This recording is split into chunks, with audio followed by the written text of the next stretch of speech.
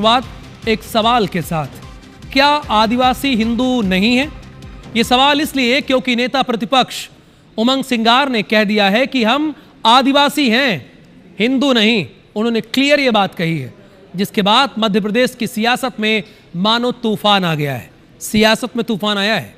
तूफान आना लाजमी भी है, क्योंकि यह तो मध्य प्रदेश की जनता भी जानती है और समझती है कि मध्य प्रदेश में आदिवासी सत्ता की चाबी है।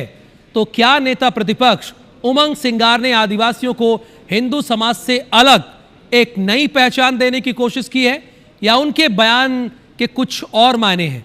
हालांकि बीजेपी सिंगार को खूब खरी खरी सुना रही है। इसी पर आधारित हम आपको एक रिपोर्ट दिखाते हैं, देखिएगा जरूर।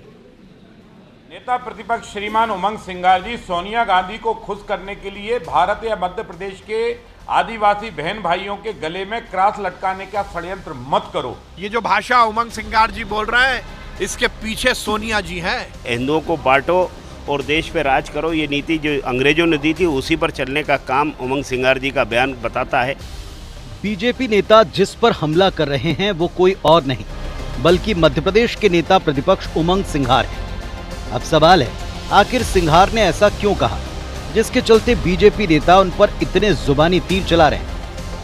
तो चलिए आप खुद सुनिए उमंग सिंगार के बयान को। मैं तो कहता हूं गर्व से कहो कि हम आदिवासी, हम हिंदू नहीं है। और आज से नहीं कहता हूं, कई सालों से कहता हूं। वो सबरी थी जिसने राम को बेर खिलाया था जंगल, वो भी आदिवासी। तो उमंग सिंगार के मुताबिक आदिवासी और हिंदू अलग अलग होते हैं। उमंग सिंगार ने आदिवासियों को न केवल हिंदू समाज से अलग बताने की कोशिश की, बल्कि अलग पहचान के लिए उकसाया। छिंदवाड़ा में आदिवासी विकास परिषद के कार्यक्रम के मंच पर उनका बयान जैसे ही वायरल हुआ, सूबे में सियासी घमासान छिड़ गया।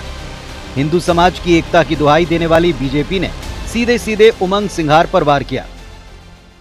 उमंग सिंगार जी की फोटो तो मैंने खुद ने गणपति की आरती करते हुए देखी। आप इस तरह की बातें करके हिंदू समाज को तोड़ना चाहते हो? रघुनाथ साहो, भामा साहो, टाटा मामा भील हो, सैकड़ों नहीं हजारों आदिवासी बहन भाइयों ने आजादी के जंग में कूदकर हिंदुस्तान को आजाद कराया और भगवान बिरसा मुंडा की जयंती और पर्व मनाकर दुनिया ने यह बता दिया कि भगवान बिरसा मुंडा भी जो भारतीय संस्कृति के जननायक हैं, भारत सनातन के जननायक हैं, ऐसे भगवान बिरसा मुंडा का उपासक है आदिवासी।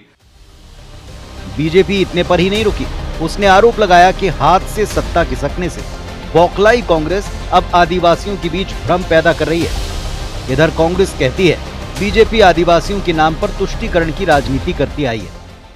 हम नाम से पहचाने जाते हैं कि हम कौन हैं, फिर आप इस तरीके से भेद करने का क्या काम करना चाहते हैं और फिर क्या बतलाना चाहते हैं आप?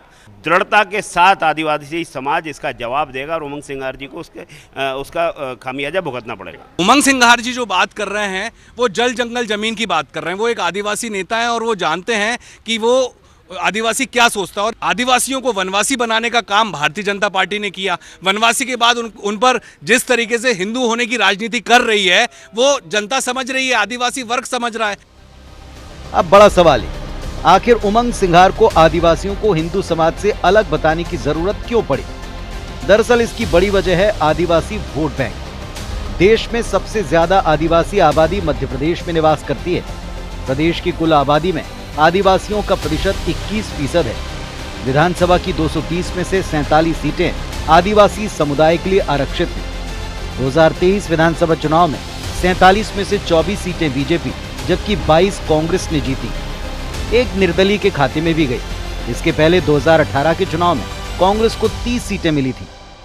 साफ है, कांग्रेस की आदिवासी सीटें 2018 की तुलना में 2023 में घट गईं, जबकि मध्य प्रदेश में आदिवासियों को सत्ता की चाबी माना जाता है। ऐसे में जबकि कांग्रेस मिशन 2028 की तैयारी में जुटी है, तब उमंग सिंगार का आदिवासी बनाम हिंदू वाला राग कांग्रेस का वनवास खत्म करेगा या उसकी मुश्किलें बढ़ाएगा, ये बड़ा सवाल है। विवेक पटैया, IBC 24, भोपाल।